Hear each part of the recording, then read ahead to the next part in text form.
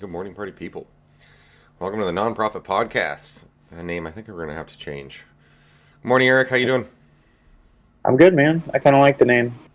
I don't think we need to change it. I'm going to change it to something that has to do with carpenters. I mean, I see your point. I don't think that's necessarily a bad call.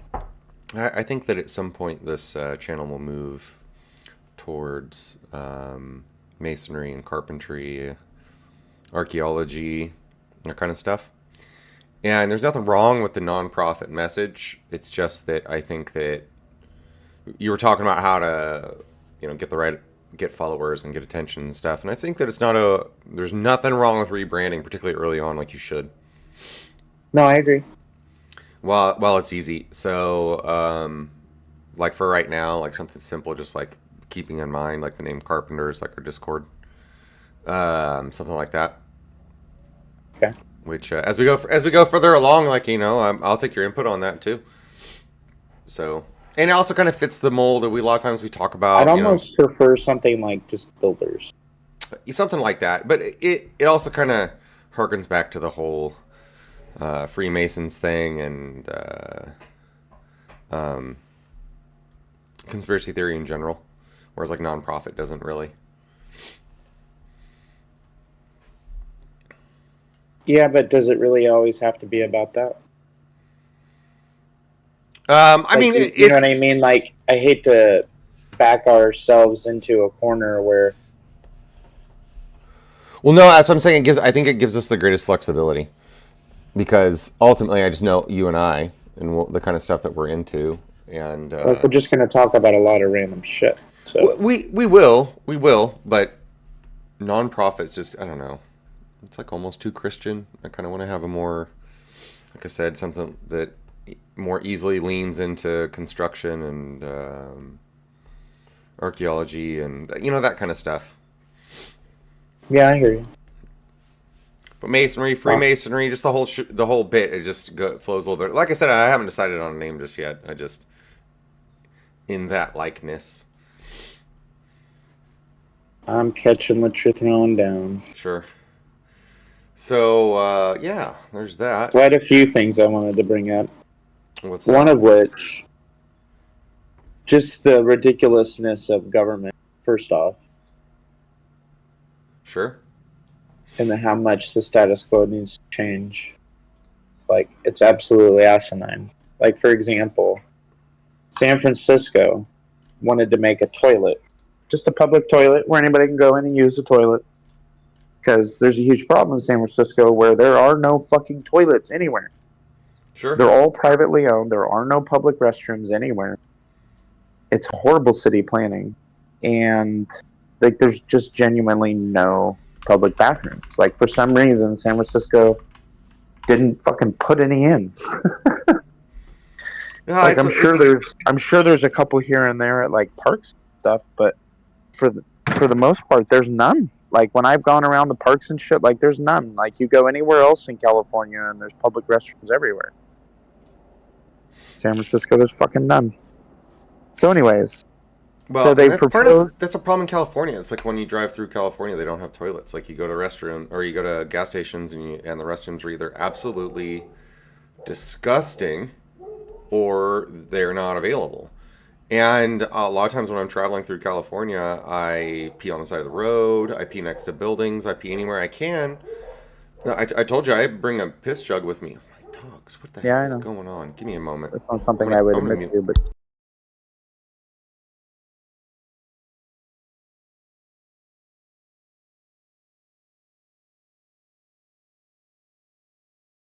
Did you stop recording? No, I just muted my mic. Oh, okay. Can you hear them? Hear what? My dogs? No. Oh my gosh, they're so loud. Anyway, so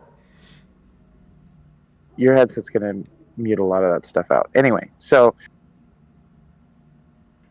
my point is anyway, San Francisco decided they were going to put in a public restroom. Just one, mind you. Not, like 100 like they need to. Anyway, so they proposed just one.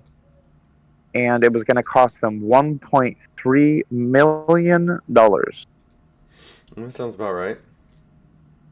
And so anyway, the public got involved in that. That's fucking ridiculous. You're not spending our ton of 1.3 on a fucking public bathroom. That's crazy. So they ex-nate it.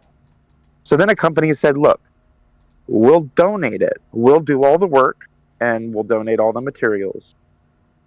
And they said, okay, well, it's still going to cost $1 million. And they're like, huh? Or like 1.1. It was something like that. It was some crazy amount of money. They found out that all the bureaucracy that they now have in a city like San Francisco, literally they've added so many checks and balances and so many departments, so many fucking hands that need to be greased, that any construction project costs an arm and a leg, and like 90% of the cost is now administrative shit. So it's literally, places in California have gotten to the point where they're all greasing each other's palms so much, and it's such blatant corruption, and it's so much bureaucracy that everything costs an arm and a leg, and that's why California is so fucked. That doesn't surprise me in the slightest. Like, nothing can get done. Everything is astronomically expensive, especially when it comes to government, because everybody wants their fucking palm greased. It's crazy. That's why nothing gets done. Nothing ever gets done in California. It's fucking crazy. I mean, does that surprise you? No, it doesn't surprise me, but it's like, it's even worse than I thought it was. Like, I thought there was like, like even $400,000 for a fucking restroom would have been astronomical to me. And even finding out that, a quarter of it was, bureaucracy would have been dumbfounding to me. So they're saying that like 35% of this,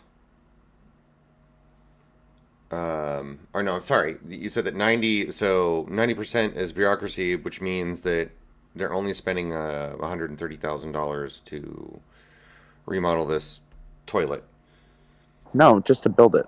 Right, just to build it, whatever. So just I can imagine it costing like $200,000 or $300,000, in sure, San like, Francisco. but I'm talking like the dirt work, the fucking putting in the fucking plumbing and all that shit. A couple $100,000, fine, whatever. That's still crazy because you can build a fucking house for that. But holy shit, dude! Like 1.3 to build a public restaurant, like that's just absolutely insane. The fact that our lawmakers and whatnot have not been strung up in the street is dumbfounding me. That's fucking crazy. These guys are absolutely bonkers. They're out of their fucking mind with their corruption, and nobody's done a goddamn thing about it. Of course not. I mean, they only embellish it. It only gets worse. What do you...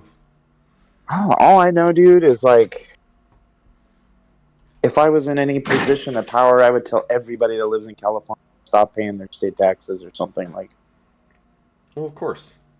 Like, fucking crazy, dude. Like, they're just like, every fucking cent you give to this fucking state, they are just burning it. And it's just going right into other people's pockets. If you're a government employee, you're part of the fucking problem. There's nothing new here. Absolutely crazy, dude. I'm surprised that you're impressed with that. I feel like that's just so par for the course these days. I feel like... No, but to that degree... There's no way of getting around it. That's insane, bro. That is absolutely insane. Yeah, no, of course. Of course it is. Of course it's insane. We live in an insane world. I mean, that's why I'm leaving. I can't handle it. I can't. I feel like living here has become so bad that you are a participant in that system by just living underneath it. Like you can't not interact and mitigate it anymore. It's impossible. It's just wild, bro. I really believe that. Absolutely wild. How much money is just wasted and just grease and palms, dude, left and right. Absolutely insane, bro. I mean, yeah, what are you going to do? I mean, individually, nothing. But, I mean, what can you do, right? Sure.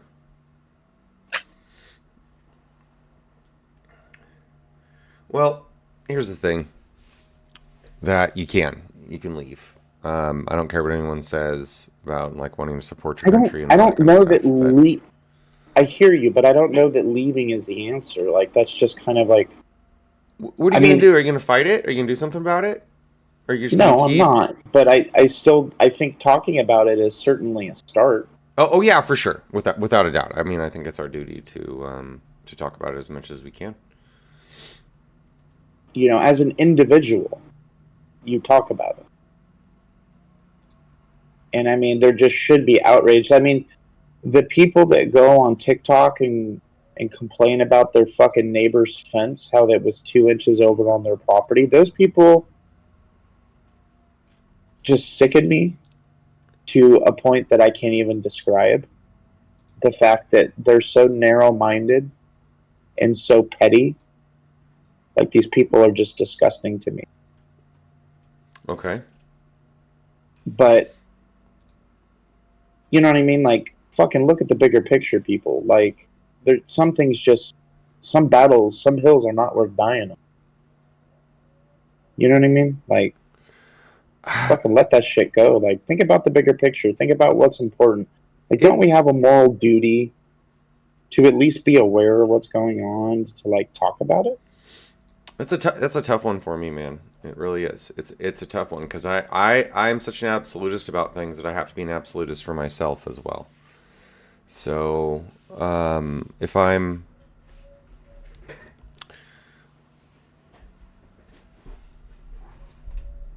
like if I'm participating in the system, then I feel like I'm at like the very least complicit and therefore accountable for the actions of the system, particularly if I'm paying into it via taxes. Like I don't, but I'm still surrounded by it. I still get sprayed by their chemicals. I still get saturated by their media. My children do. So it's really hard not to participate. I roundabout when I spend my money. I'm not saying that everybody should stand up and just not participate and go fight the system. That's not what I'm saying. I'm not saying that because I do think that that's a little foolhardy. A little bit. You know what I mean? Like, but at the very least, people should be educated. Yeah. They should at least know what's going on. At the very least. At the very least. Like, don't be a fool. Like, open your eyes. No, I really do. I feel like it's a tough one. You have to understand. And this is the reason why people get so wrapped up in their worldviews, because they start feeling that they have an investment in their worldview, even subconsciously. And so once they realize that they're complicit in this stuff, it kind of has this... Yeah, it has this way to try to turn it upside down so intensely, subconsciously, that it doesn't occur in any way, shape, or form. Because it's like once those barriers start to fall, they kind of fall like a domino. So people within the system have a tendency, like I use family members as an example and friends because I have friends on both sides.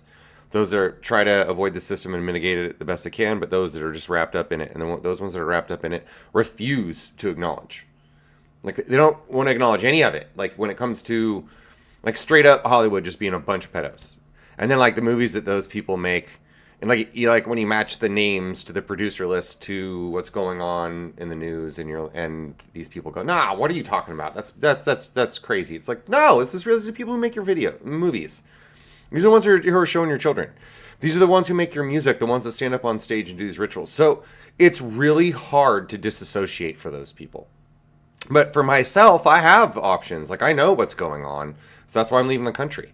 It's either fight, which I have tried to do that a couple of times, and I don't think it's worth the risk, and I'm not enough of a leader, so I feel like my path is to stop paying into the system. We all have our own path, Yeah. but you gotta understand that you're complicit in the system. Yeah, that's fair. I mean, I'm as little as lowly complicit as I possibly can be, but you know what I Right, mean? but you understand. I do. But I still just think it's dumbfounding to me that people can just participate and not even at least talk about it or Not not be acknowledge. outraged. Not acknowledge, not And it's like I feel like everybody, and I mean everybody, me included, just throws their hands up and goes, "Well, nothing I can do about it." Like, how does that change? well, there isn't really anything you can do about it.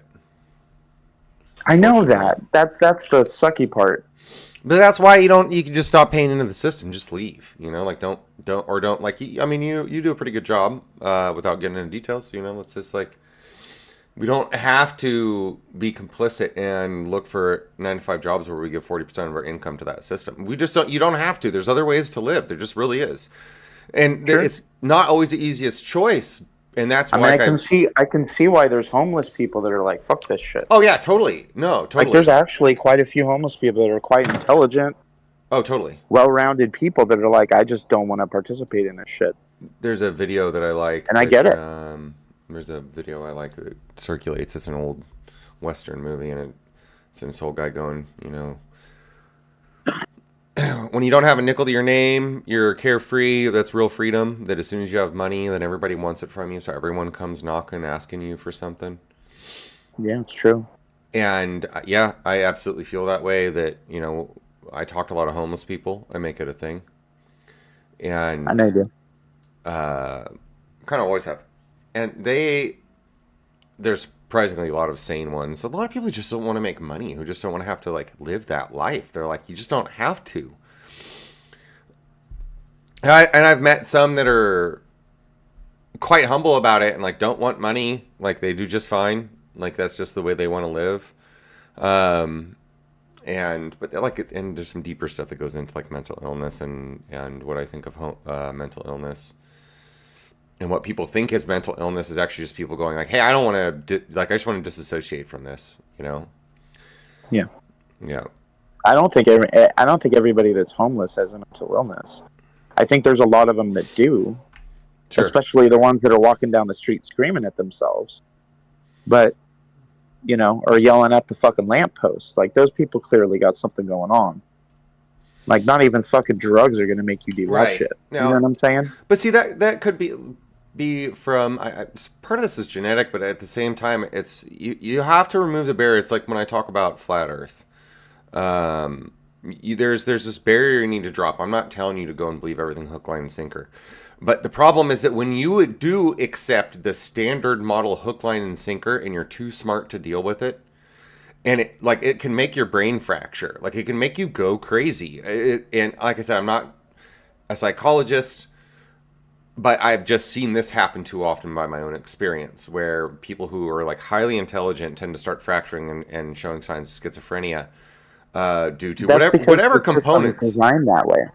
But the system is designed that way. Yeah, it's meant to make things seem so illogical that it can straight up cause mental abuse in your day-to-day Which living. Is why a lot of these intelligent people turn to religion, for example, because it gives them a theology and a structure where they can be comfortable and still combat the world as it is. Sure. Sure. It gives them a starting place, a home, a safe haven, mentally, I believe. There's lots of stuff to that. I feel like that's a real deep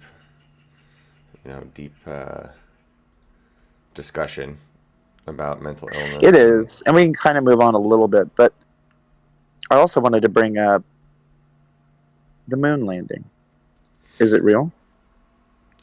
Moon landing, whether or not it's real. See, I feel like it's far more nuanced, man. I feel like that the question doesn't make sense.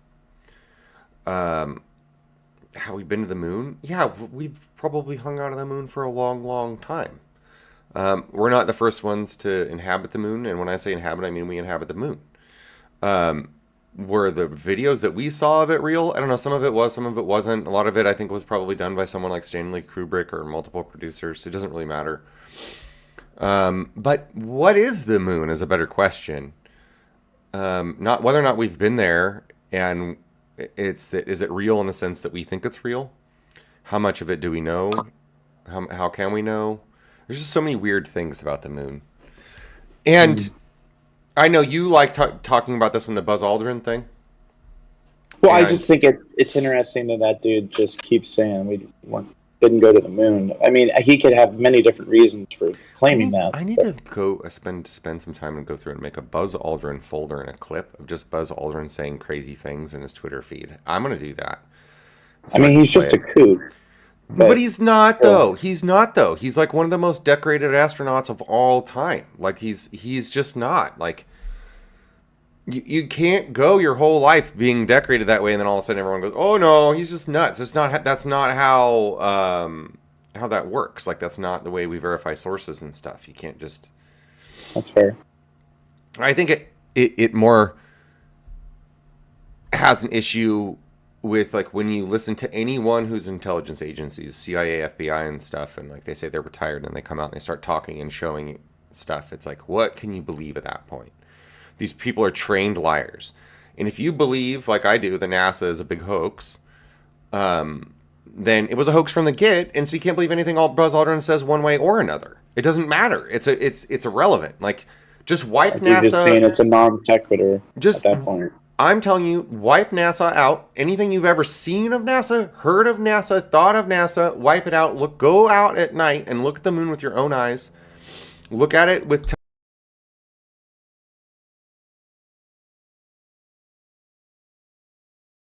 You there? Hello? I just lost you completely. It sounds like you muted yourself. I did mute myself. Boom. Yeah, okay. So, you have to be able to rationalize the stuff on your own. And when you look up at the moon, there's some things you can rationalize. First off is that it's weird, it's lazy, it can be pretty inconsistent. And when you look at the craters and you look at it close up, you also see some things that are pretty obvious right off the get. All of impact craters are the exact same depth. It's way obvious, right? Which doesn't make any sense. There's a lot of things that don't make sense. It also has a bunch of plasma strikes and stuff on it too, which are unexplainable. It has what looks like a lightning bolt hits. I mean, there's no other way to describe it. So, and then, you know, if you start bringing in any other outside science that you can verify, which is a tough one. Like I said, when I go out there and tell everybody, oh, forget everything you see, but then I start adding science back in. That's a part of my process. Tear it all down. Start believing science that makes sense. And there have been some experiments done on the moon that you can do yourself. There's a flag up there. There's a mirror up there. There's some of these other third-party scientists and stuff have smacked it with some heavy objects, listened to it. So there's some other data that you can gather pretty readily about the moon. It rusts a little bit. It's got rust. It's got oxygen up there. There's just a lot of stuff going on. Like, it's a busy place. It's not what everyone thinks it is. How about that? Start off with that. Like, be more open-minded about the moon. That it's probably a much deeper mystery than people believe it is. Because I'm not telling you what to believe. I don't know what I think the moon is. I've heard a number of things. First off, it's a hologram. But I don't believe it's a hologram. That doesn't make any sense to me. But I mean, it could be. I've never been on it. There is some good evidence for it too. The way it reflects, it just doesn't quite make sense in the way it's projected up there in the sky. Another one is all the stuff about it being metallic and not having a standard core. A lot of that makes sense too. Also kind of goes over some of the way it shines, how it shines the way it shines. It kind of makes sense. A lot of the impact crater depths, the sounds that it makes. it reverberates more like a large metal object. So it very well could be like a Death Star kind of thing. And it also could just be a real hard stone object that's been there for a long time of unknown origins that someone very carefully placed. There's all these different things, right? But the math does tell a couple of different things. Like if you go and track the moon, it does some weird stuff. Like it doesn't follow a lot of our standard laws the way it should. Yeah. Yeah. Like the moon is way closer, like 100,000 years ago. It would have had much far different influences on our tectonic plates and stuff back then. But if you think about that in the grand scheme of things, that 100,000 years is nothing because the dinosaurs were around for like 165 million years. So what was the moon doing for that, like, 165 million years? And prior, like, what was it doing? Where was it? How did it get there? Nobody knows. Nobody knows any of this stuff. So there's not consensus on this either. It's not like I'm telling you that there's some dogma out there that needs to be broken. There isn't even dogma much about the moon. People just sort of like, I don't know, Ask that guy. He does the moon stuff. Ask him. No, that people just don't know. People just don't know. So, like NASA can't even really give you, like they do say a couple things, but a lot of those are contradictory. So, yeah. Is there anything else you want to know about the moon? I mean, not really. I mean, that kind of sums it up in a very abstract way. But it is fairly abstract. It's really far away. It's really big. It's, it's got a lot of attributes. It's got a lot of surface. It's got a lot of a lot of evidence in every direction. You know what I'm saying? Yeah. So it's a tough one. It's not an easy solve. Particularly, and what's interesting about the moon is the more, the better we get at science as human beings, the more interesting the moon becomes, and the more mysterious it becomes. Same with that is interesting. I have actually noticed that. Same with a lot of the planets and stuff.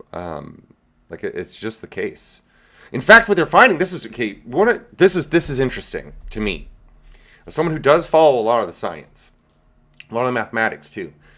I'm sure you've heard of the 3-body problem. There's like a TV show about it recently. Oh, yeah. When you have, the more stellar bodies you have, the harder the math gets. But there seems to be this like interesting stabilizing force once you start adding more bodies again. But the math's really hard nonetheless. You can take each object against other objects and plot it out, and you get real accurate.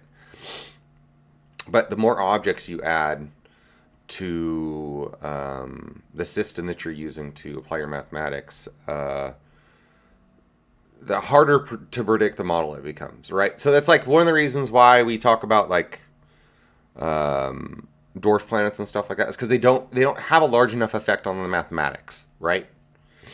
Not only are there these other things for the layman and the public to understand about planets and why we classify them, but there's another reason. It's like Pluto got taken out, and Ceres gets taken out, and these other stellar bodies get taken out because they don't add to the mathematics.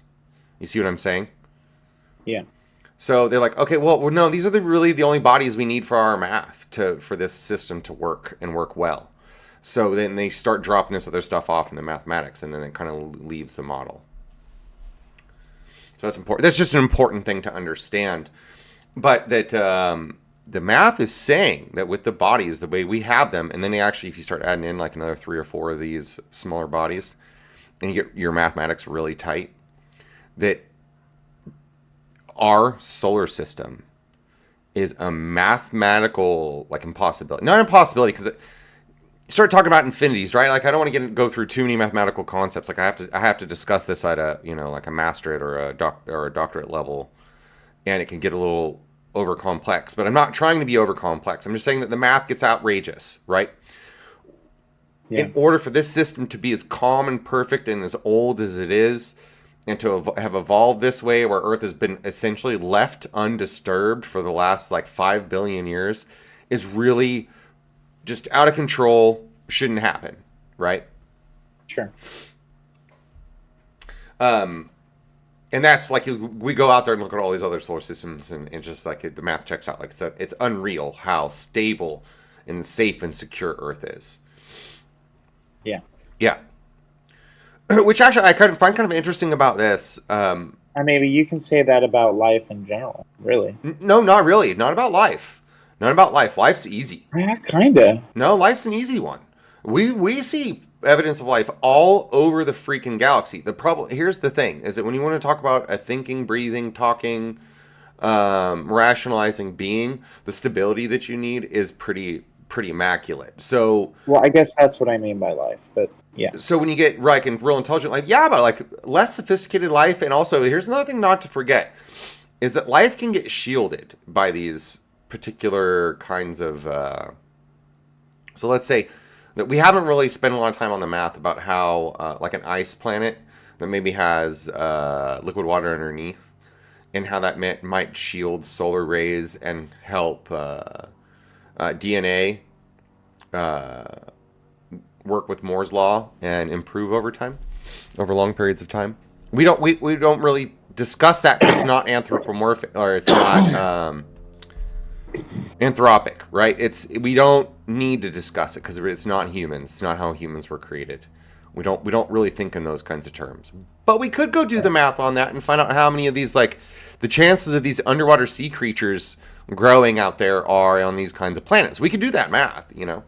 We could do studies on it and go look.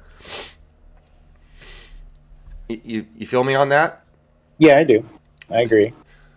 So there's other ways to come about it. Like this isn't exhaustive by any measures. It's how we, as like humanoids with sun-facing, oxygen-rich atmospheres or nitrogen-rich atmospheres, those kinds of things, and how life forms created that way. And we're not going to be running all over the place. There's definitely going to be some of us in the galaxy, but we might be really far apart, you know? Which is actually some. Yeah, I mean that's just because space is absolutely fucking massive. Yeah, but we do kind of live in bubbles, though. Like even if we just go galaxy to galaxy, we kind of live in bubbles. Excuse me, my nose is messed up. I'm going to go off camera for a moment and clean up my nose, but I'm still on. Okay. You feel me on that though? I do. Excuse me. Catching what you're throwing down. So it's like just to go back to the moon a little bit, is that is it's very likely that the moon has been inhabited not only by humans, but predecessors to humans, nearby civilizations. I mean, think about it this way. Let's say you're some crop circle alien. Okay. And you can come over here, but your contact is very limited because it takes a lot of resources to get out here because you're really far away, right? Okay. And so you come down here and you like leave these crop circles and stuff. It kind of lends to that. Like, if you got better at doing that, where would you go? Would you go to Earth or would you go to the moon? You'd probably set up base on the moon because you're totally protected. And you'd probably I mean, it depends on your goals, though. No, not really. Yeah, it does. No, I think on larger time scales. If you didn't have to worry about dealing with like the atmosphere and stuff, if you could just go to a place like the moon and set up camp, which one would you go to? Would you go to the moon, where your intergalactic operations are already outside of a gravitational field like as massive as the Earth, where you can just launch anytime, anywhere without spending resources, or would you go down to Earth where it's super expensive to get off? Once again, depends on your goal. Hang on, this is just the truth, probably about the math and like stellar orbital mechanics and such. Now, if you're a intergalactic faring species, you would spend some time on the moon. You wouldn't really need to spend time on Earth. You could do a lot of your surveying. You do all of it from the moon. Sure, I agree with you there. However, in fact, you might even want to start on Mars first. You might even want to start on Mars first. You don't know what our distance is like yet. We got missiles, we got probes out there.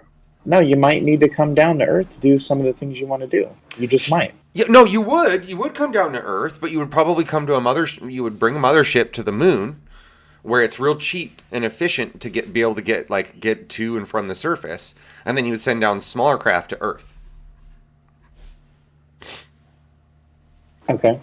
Like, you understand what I'm saying here? Like, you would probably spread out. But like, I'm saying, if you're smart, you'd probably even start at Mars if the distance between Mars and Earth isn't too great for you. Like, we don't know exactly how efficient their travel is, and like, let's say they could jump, but maybe it takes a while to cruise around in a solar system because those distances are very vast. Yeah. So maybe they just want to come straight to Earth and hang out on the moon. But we know it doesn't take very long to get from the moon to the Earth. It only takes us 11 minutes. Or, I'm sorry, not 11 minutes, about 10 days. But to get to low Earth orbit only takes like 10 minutes. Right? Right. So anyone who's that kind of spacefaring isn't going to have a problem getting out of orbit of a massive object, right? Right. So there are some things you could kind of bank on about the way physics work and orbital mechanics and such. Like, even really massive ships, like, people talk about like ships that are like 3,000 miles long. Like, okay, maybe that's a little too much. I think that's a little crazy. That is a bit much. Because then you're talking about something that's like half as wide as the Earth. But let's take something a little bit more practical and say it's a couple 100 kilometers wide. And it could like literally park on the back of the moon. Where once you're tethered to the moon, you're in orbit of the moon, you could probably even take like some sort of Lagrange point and stay in one specific location where the thermal properties and visual properties are perfect for you. And you just hang out there and never be seen, always be the exact temperature. You know what I'm saying? Like, you totally do that with the moon. Yeah, you could. So that's why you're going to use the moon. You're totally going to use the moon. And then you would probably launch operations from the moon, even for like real massive. Up until you get to the point where you're so massive that like your distances don't matter anymore. You're a gravitational body of your own, right? I mean, yeah, I see your point, but it's hard to say though. It's hard to say because you don't know their goals, you don't know their motives. You're just purely speculating on those. Which is why I'm like... But I just want to take I don't throw out everything. Like, I see weird shit in the sky. Like, it's possible. Like, I contemplate this stuff quite frequently. I see your skepticalness, but trust me, the moon plays some part in that. All that mystery and how it gets more and more mysterious, it just is more convincing of me that if there are aliens around, they're hanging out on the moon. I mean, I'll concede that it's quite possible, maybe even likely. Well, it really depends on how far you want to go down the rabbit hole, because supposedly there's aliens on the moon, under the surface of the Earth, on both poles, and walking amongst us. That they're all over the freaking place. And it's possible and likely, like I said. It just very well could be. Right. So it just depends on, like I'm saying, what you're... what are you trying to, what you got? How deep do you want to go down this rabbit hole? And you want to stay at the surface, then the moon is just really weird. It's really weird, and it's probably not what we think it is. And that's like where, you heard me talk about JTB with one of your buddies, Justified True Belief. And all I can say is that my justified beliefs on the moon, can't say they're true because I don't know, but my justified beliefs on the moon are that it's not what we think it is, and there's definitely some weird stuff going on. I mean, it's certainly possible and probably likely, but I just don't know that we have enough information to be able to even make those conclusions. Those kind of where my mind's at. Yeah, totally. No, I'm not going to argue. I'm not going to argue with that. It's weird. Like I said, I'm going to wear a T-shirt that says "The moon is weird." So. And like I said, that's as far as your beliefs can go on the moon. What was that? We had something else we wanted to talk about today. Oh yeah. Let me pull this up. Which one was it? Oh, the flat Earth. Yeah, that's another crazy one. I'm gonna play this. Yeah, true. It's true? Yeah. Okay, Yeah. alright, cool. Alright. God bless. How long have you been flying for? Like up to 21 years, but maybe like 30 something. I want to know, because they say the pilots know a lot. Do you think the Earth is flat? I know it's flat. You know it's flat? Did you notice any curvature while we were up there? No. No? What did you see while we were up there? Just a blue sky, white clouds. Yeah, is it flat or Pretty flat. pretty flat? Yeah. Okay, thank you. Brother. Did you notice any curvature while we were up there? Curvature, no. No, there's no curvature? It's just all flat. I'm going to ask you a question. Yeah. I've been flying, Yeah. and I've come to the conclusion Yeah. there's no curvature. I never allow for curvature. There's no way there's curvature. We're round and flat, aren't we? Yeah. We are, aren't we? Flat as Thank pancake, you, mate. sir. Flat as a pancake.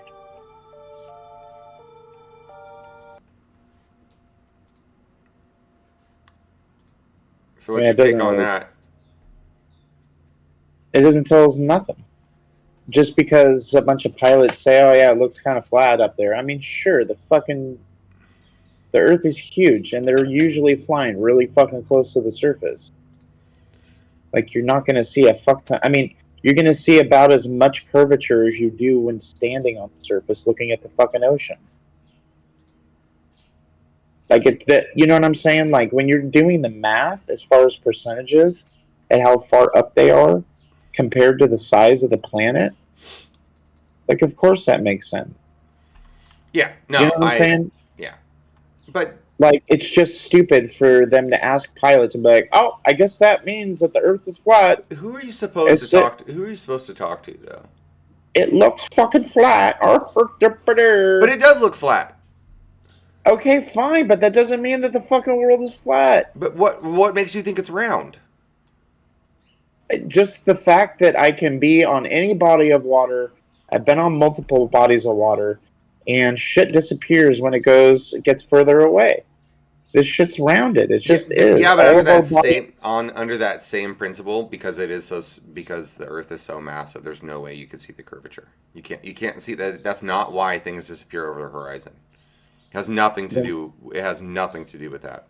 Then why do things disappear? Because your eyes just stop seeing the pixels. Like the pixel gets. No, that's fucking No. stupid. No, that's exactly why. I mean, it's exactly why. It's just the truth. No, that's ridiculous. You can use magnifying devices and it still disappears. Yeah, at proportional distances.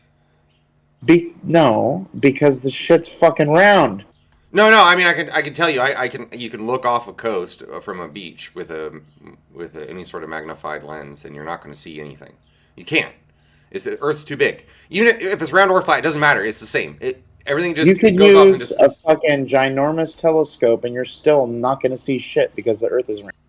No, I'm telling you that's not the case. If you want to, first off, you would have to find a land-based telescope.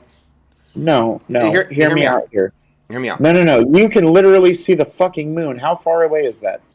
How far away is the moon? Yeah, and it's so huge that you only get something like 10 pixels across with your vision in 2020. So that's not a good argument. That's not a good argument. When you use a telescope? Hear me out. I'm trying to give you the math on this. Two things occur here, okay? First off, that you would have to find a land-based telescope that was very close to the surface, okay? In order to be able to look out with it, and then you'd have to get telescope time in order to be able to do that, to find the proof.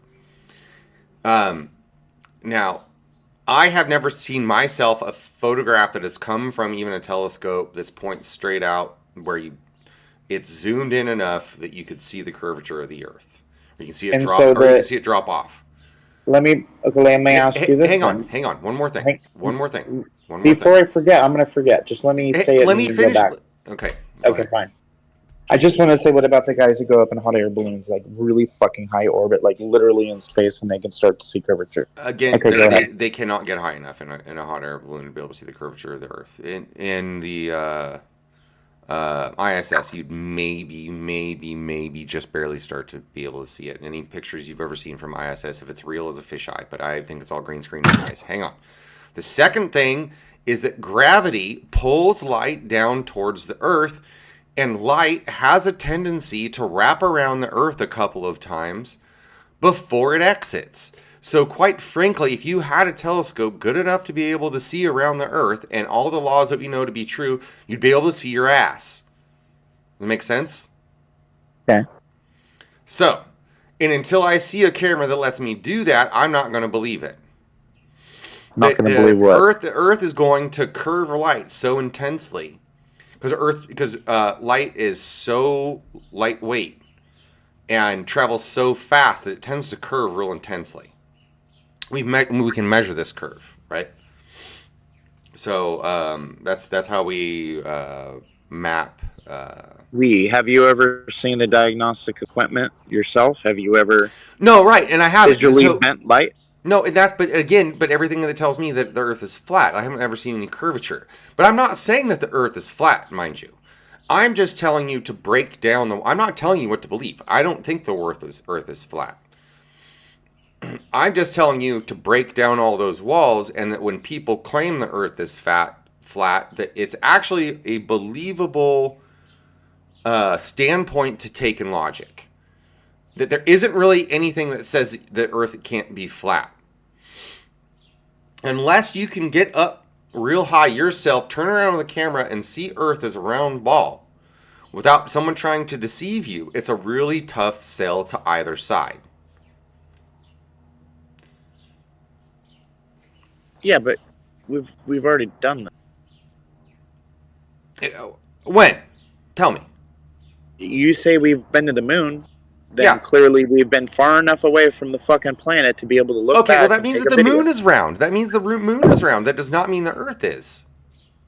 No, you turn around and look at the fucking planet and you see the planet. But we round. cannot do so. We Why? cannot do so. You're telling me the moon is so close. The moon's 200,000 miles away. It's not close. I mean, it's pretty far away. Yeah, I understand that. So if we've been to the moon and the video is already being believed, then the Earth is round. Because there's video of it. I don't. I can see the moon with my own eyes. I've never seen. How about this? You know what's enough for me is we can look out in the sky and see that every single landmass out there in the cosmos, with all of our magnification, every fucking one of them is round. Our sun is round. Everything else is round. Yes. All the planets in our solar system is round. The Earth is fucking round. Okay, how about this though? Just based on that, that's enough for me. It means that the Earth is modeled to be round. And I agree with that. I agree that the Earth is modeled to be round. You're not going to get an argument out of me. I agree with you that my intuition tells me that the Earth is modeled. But that doesn't mean that the Earth is round. Look, so there's this, let me give you a little math that comes behind this. It's not just crazy talk, right? So there is simulation theory that says that, the math all checks out on this one too. That any 3D environment can be mapped by binary code on its surface of a 3D sphere. So essentially you can map 3D and 2D. It's a property of a four-dimensional space. That extra space is taken up by the fourth dimension of time. So it kind of fills in real nicely. It fills in the sphere real nicely, but that has to come from a central point. There has to be a point of projection, right? Like if it's a computer projecting onto a monitor, there's going to be some central point, some central circuit that this has to flow through. Yes, the Earth is you see where I'm going with this? Yes, the Earth is modeled to be round, but it very well could also be the center of the universe, and everything else is projected around it to fit this model really well, and the math on it's real tidy. Whoever designed the math did a very nice job. You know, there's a lot of beautiful emergent properties that come out of mathematics about the way our universe works. So, but a lot of this math comes back to this whole simulation theory and the way it works this way.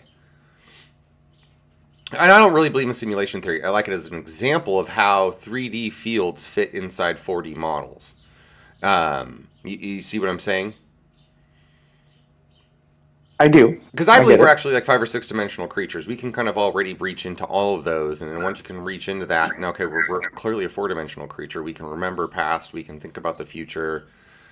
Add one more layer on that. Once we kind of can step out and see it all holistically, and then pick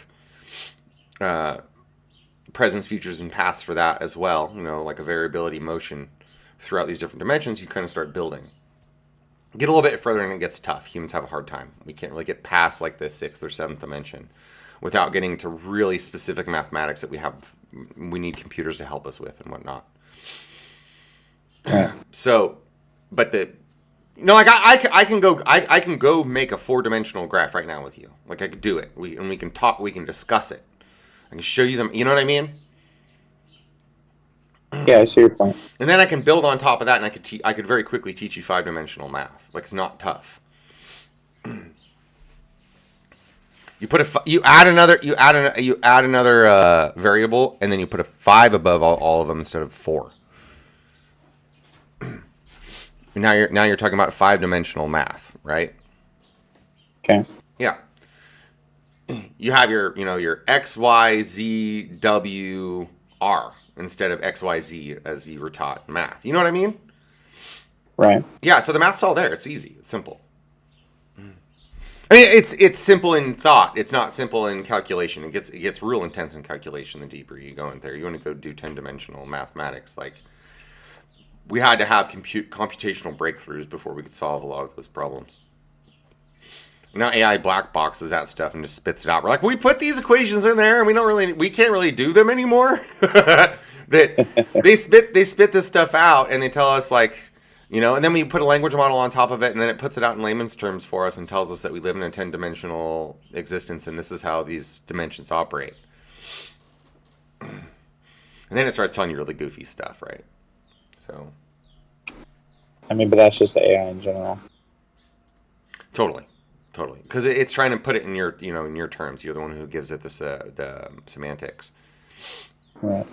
But it doesn't really have an understanding of semantics. Like, we can talk about emotion, like love and those kinds of things, but it does put it into our words for us, the way we perceive it. So it tends to be fairly useful in that sense. We have limited thinking about when we think about God and intelligent designers and stuff like that. So there is this kind of like correlation with our language models talking to us in that same language. But no, I mean, I've studied astronomy my whole life. I mean, I don't think it's all horse pucky. Like, I think the sun is real. It's round. It's up there. It emits lots of energy. The moon's up there, and it's weird, but it's there. It's a stellar object. I think that our planet is definitely modeled to be round. I just think it's probably a little bit more holographic or what's that word I always use? Procedurally generated than we think it is. Particularly once you get a little bit further outside of our solar system and galaxy. Maybe, but I don't know, man. No? I don't know. Yeah, we were talking about Bigfoot, remember? Yeah. Do you like Bigfoot? What do you think of Bigfoot? I mean, I've never seen it, so I could give a shit less. I've never seen anything like that. I talk to people that I absolutely trust, like one of my good buddies, who saw something. But I just think our minds play tricks on us all the fucking time. And it's just very believable to just say that anybody that's seen Bigfoot has just saw something else and thought it was Bigfoot. It's that simple to me. Here's the thing. It's not about simplicity or complexity. It's not about any of that stuff to me. It's more about, what's believable. How long has Earth been around? How many species have evolved? How differently have they evolved on Earth? If there are the possibility of other life out there, why isn't it here? Earth's really big. And I think Earth is actually, one of my beliefs is like, Another one of my justified beliefs is that the Earth is much larger than we think it is. I think the true size of Earth is hidden from us. I think it answers a lot of questions in our kind of like local vicinity and why some of the things don't line up the way they do. Here's an interesting one. Something we found in Goldilocks zones and other star systems are planets that are about 10 times larger than Earth. Okay.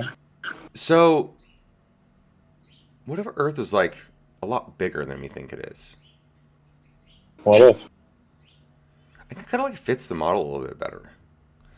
Like I honestly have not done the mathematics, but I've looked at the equations enough to know that something tells me that we're probably a little bit closer to a real ball Earth, but we're deceived as to what it really is.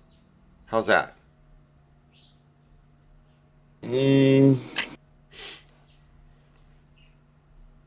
I really feel like if the Earth was 3,000 miles across, if it was only that large, that we would be able to feel the curvature and be more intuitive. And the Earth is a little bit larger, it starts becoming harder to prove. And that's the reason why NASA has to use all this fake crap.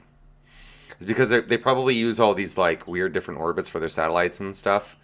And they probably do use a lot more like hot air balloons than we believe in that. And it's not because we live on a flat Earth. It's because Earth is so much larger and such a large portion of it is hidden from us that they have to use these different techniques to hide that truth from us. Certainly possible and plausible. See, I do like to stay in the realms of plausibility. Like, I don't like to get too outlandish. Like, nothing about my intuition tells me the Earth is flat. In fact, my intuition tells me that the Earth is round. We look out there and all the objects we see are round. But why? But one thing that we know to be true is that a lot of these organizations are purposefully misinforming. Why? What do they get out of it by lying to us about this stuff all the time and spending so much money to be so convincing about it? What do they get out of it? I just feel like they're hiding something. I don't know what it is necessarily, but my intuition tells me it's that Earth and Moon are not exactly what we believe it to be. It's like Mars is so far away that no civilians can get the cameras to see like proof of ancient civilizations on Mars, right? Right. So no one cares. They don't care. They don't care if there was an ancient nuclear battle 4 billion years ago on Mars or, who cares? Like, no one's ever going to be able to prove that, right? Right. That's always going to be theory, fun, who cares? Write a paper on it. It doesn't matter. But Earth, on the other hand, why is there such a joint effort to lie about it all the time? We're clearly putting stuff up in the sky. We're clearly putting stuff up there into at different Lagrange points out past the moon and stuff. We're putting these really powerful optics. I don't think they are lying. No, they definitely are. They definitely are lying. I mean, I can show you evidence all day long. I don't know. See, that's the thing, is that you have to have a nuanced approach to this, and you also have to know where to believe, where to think harder about it, where to have nuance in your belief system. You see where I'm going with this? How logical my approach is to the way I think about this? I mean, I see your point. I just don't agree with you that there's a reason to lie to us. But they do, though. That's the problem. They do all the time. Like, I can show you half a dozen videos where anytime they're inside the ISS, that they clearly have projected green screens on the windows, on all the windows. Sometimes they're wearing wires. Sometimes they're on that airplane where it goes up and down. They use underwater facilities. They use all of these different kinds of facilities to do their filming. And it's hard because a lot of stuff is fluff pieces. But if they're using that stuff all the time and saying this is our real footage, you can't believe any of it anymore. They're constantly trying to deceive you. When you go and look at all these different NASA photos of Earth, and they're all doctored up, and you can go watch interviews about the artists who talk about it, and they're like, oh, it's art. It's like, that. No, none of all of these photos you've ever seen are doctored. You know, it's like you can't. Which makes it like when I show you photos of the sun and stuff like that. Like, I like looking at these photos, and I believe that a lot of this stuff is true. But those are cameras that are pointed away from the moon. They're not pointed at Earth, and they're not pointed at the moon. You see what I'm saying? Yeah, I do. They don't really need to go out of their way to be deceptive, and there isn't a lot of proof of deception in these kinds of photos that they have. In fact, I have watched the artists that people talk about, like Hubble images and JWST images, and how it's all fictitious. And artists make those. No, that's not true. They don't understand. There is a difference between the artists that make pictures of the Earth and Moon are different than the artists who make these compilation photos of our telescopes. What our telescopes do is they look at a certain range of visual light that we can see. And they take that and stretch it over what the telescope can see. And the telescope can see way more radiation than we can see with our own eyes. And on top of that, what happens is when stuff's really far away, the light stretches so you can't even see it the same way you used to be able to anymore. But we have such sophisticated techniques that we can still see that light and break it up and look at it in any way we want. So essentially what those artists do is pick a certain distance away from that star, what the visual light would look like. And they tend to pick and move that light back to, if it was in our galaxy, what it would look like. You see what I'm saying? Yeah. Where the light's only stretched 100,000 light years or something like that, so it's not so warped. And move some of that spectrum in so that it's a little bit more graphically pretty, so it's got more color output. But quite frankly, if you were outside that nebulae that they took a picture of, and you were looking at it on a clear night, like that's what you would probably see, something similar to that. That's what they're trying to mimic. Correct. So that's a different kind of, editing. One, they literally cut stuff out, paste stuff in, don't let you see it. The other one is like a much more completely different. Real. This is what they're trying to show you what's happening in space. Right. Because stuff in space just operates a little bit differently. So, but again, they don't need any. Like I've watched all of that. So you have to be really careful and nuanced in your approach to this. Like, stuff goes on in Jupiter. Again, I think it might be far enough outside of the radius where they don't really have to lie about it a lot. So it's probably not near as doctored. Or the stuff inside of our solar system, if it is doctored, it's to block anomalies like big comets and technology that maybe they find out there that they don't want us to see. So it's much easier. Like, a lot of times you'll notice they block out the starlight. And from old video footage of our solar system, the starlight's real bright out there. You can see everything. There's like, you can see the Milky Way. You can see the galaxy. And you still can if you go places where but then there's no light pollution. However, as technology advances, we have more and more and more and more and more light pollution where we live. Right in there, and then that goes down another rabbit hole about them like making false suns and putting shit up there and blocking stuff out. And I don't really want to get into that one. I don't want to take a stance on that one or even really discuss it today. But know that is also part of my decision and belief making system, and I actually tend to throw that out, all that conspiracy theory stuff, and keep the knowable. And that's that when I stand out on a dark mountainside and look up, I can see the Milky Way. I can see all that shit. Yeah. So I know it's cut out of the videos. I know it's cut out of all that footage, and it's because too much stuff's flying around out there, and they don't want us go. They just say fuck it. We're just cut it all out because we don't have to go back through and edit stuff later and have people coming back to us. Just cut it all out. That's just a decision they made like 60 years ago. We're not going to let them see it. End of story. Feel me? I feel you. And it was because people kept finding stuff. People go through it. They would clear up the images. They would find aliens in the backgrounds of old NASA footage. And that's why you don't see any of that stuff anymore. But that's the agreement between all these space agencies, right? Like ESA, NASA, Spitzer, like all these different space programs.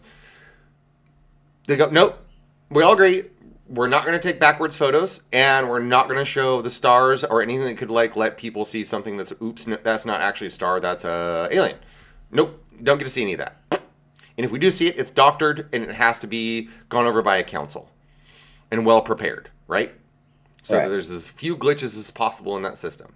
They're lying about something, right? So I just don't know exactly the extent to which they're lying about, but I think that there is this point where we can start believing stuff again once we get out past Mars, right?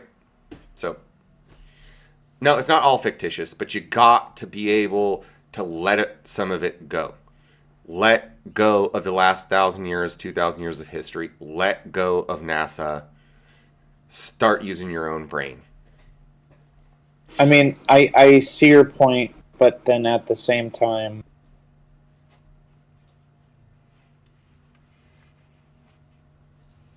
I don't know, man. It's so hard to believe anything these fuckers say. So I can wait for you there, but I know this is one of the photos from the moon that was taken from above. That showed a bunch of structures, like a huge camp below. Some of those spires are several kilometers tall. It's a verified footage, photo. Yeah. There's so much of that kind of stuff, man. There's just too much.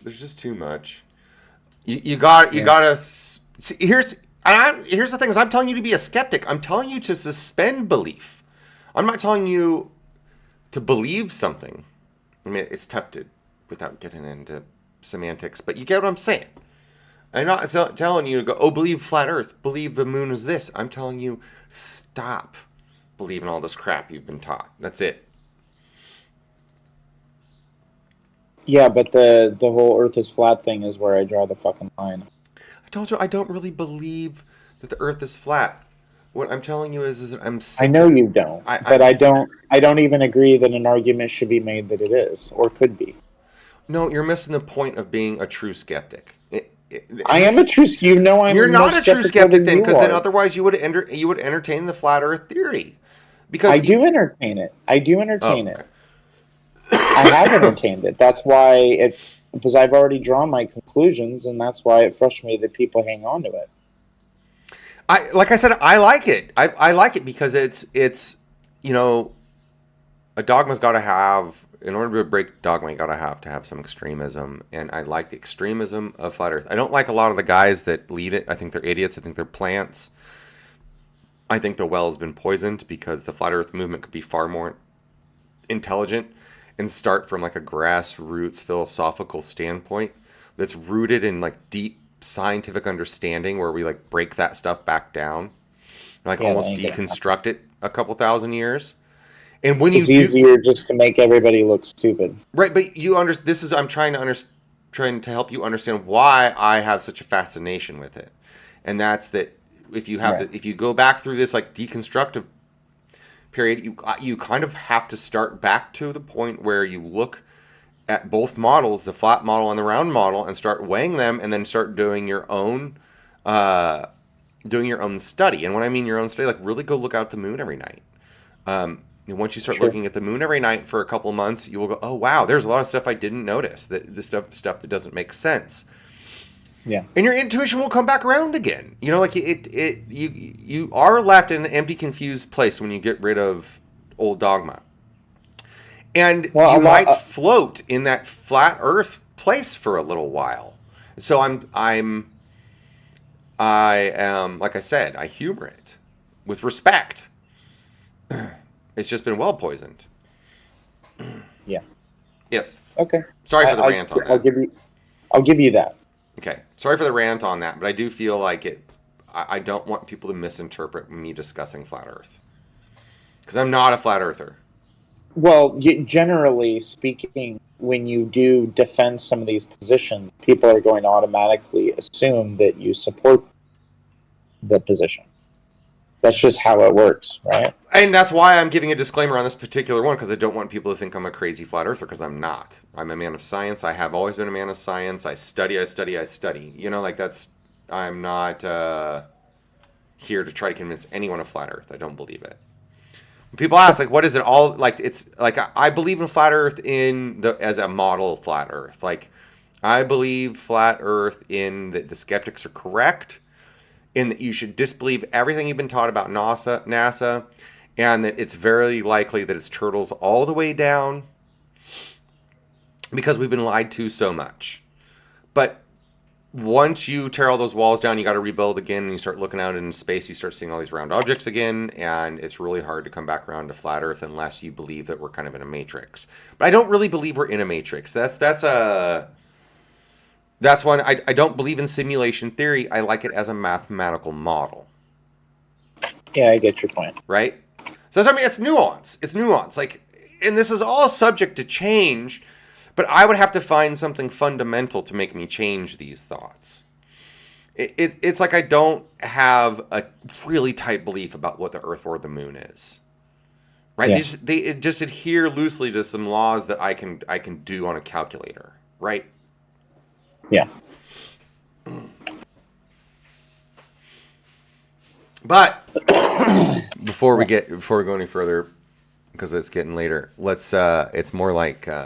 I think you have to start believing this kind of stuff in order to be a wizard. I think you have to start like being really good at discerning fact from fiction, and that's a part of what leads to wizarddom. Like this constant pursuit to find truth, and it doesn't have to be truths about this stuff either, right? Like it can be truths in a more local circle around you. But it's important to do this as an exercise, like every day. I just tend to do exercise this on stuff that means nothing to your everyday life. You gotta start somewhere, I guess. Yeah, for sure.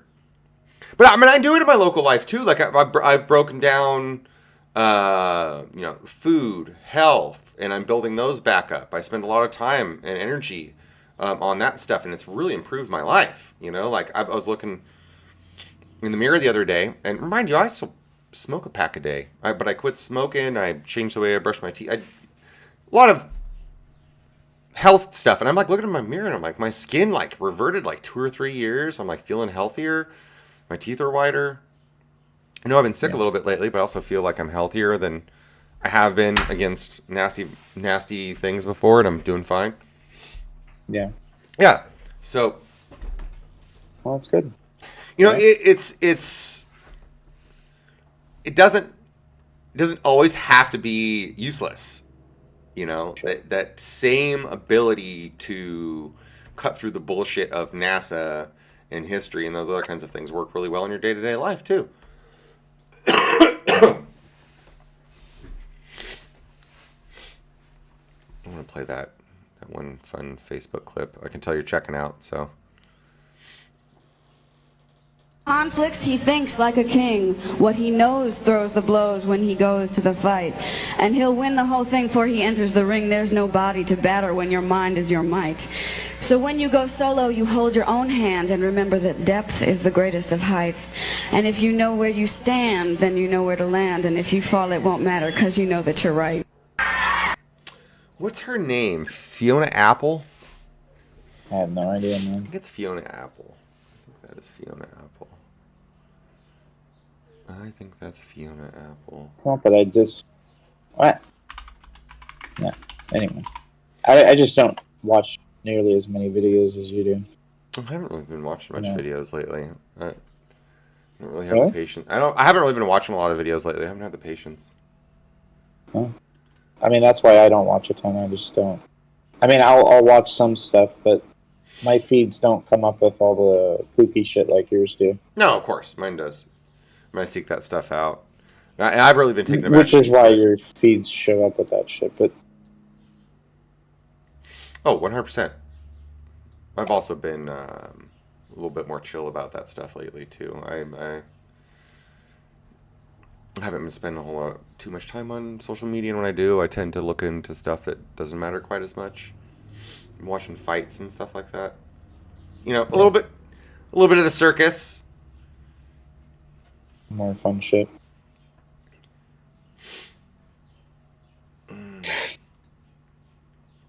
All right, you want to wrap it up? Yeah, we can wrap it up, man. Whenever. I think we don't want to make. We really don't want to make them too long, anyways. I guess. No, I don't. All right, so party people, don't believe everything you're told about the moon and the stars. Well, maybe if you can believe some of the stuff you're told about the stars. And government is retarded. Huh? And our governments are retarded. Oh, government's totally retarded. There's just no doubt about that. It's inefficient. It's retarded. It's literally meant to turn you into a schizophrenic. It's meant to like fracture your intelligence, and either make you a slave or send you reeling into insanity and hide. Isn't a lot of in between. I mean, it's pretty easy to discredit people when they look insane or stupid. But see, here's the thing: is that you got it. Like you can't look at it in some sort of bleak manner. Like there are options. I'm telling you, I'm liquidating. I have more money than I thought I did. I'm gonna go buy myself an orchard somewhere. Like you can do it. You can do it. I mean, you can do it in the United States. Of course you can. I don't always agree that the right answer is to go run out of the country, because the grass is not always greener. And that's really my only driving point in there. I think it depends. We'll talk about this one at length on our next podcast. We'll do that. That's what we'll talk about. I'll bring you some evidence of what to look forward to in other countries, and Sure. we'll have a discussion. We'll have a discussion about that. I like that. Actually, that's a good topic. There's plenty of fun to be had in that discussion. All right, party people. That's it for today. If anyone's here, is still here listening, thank you for joining us. You gonna say goodbye, Eric? Oh, yeah. Have a wonderful day. And, yeah. Take it easy. Yeah.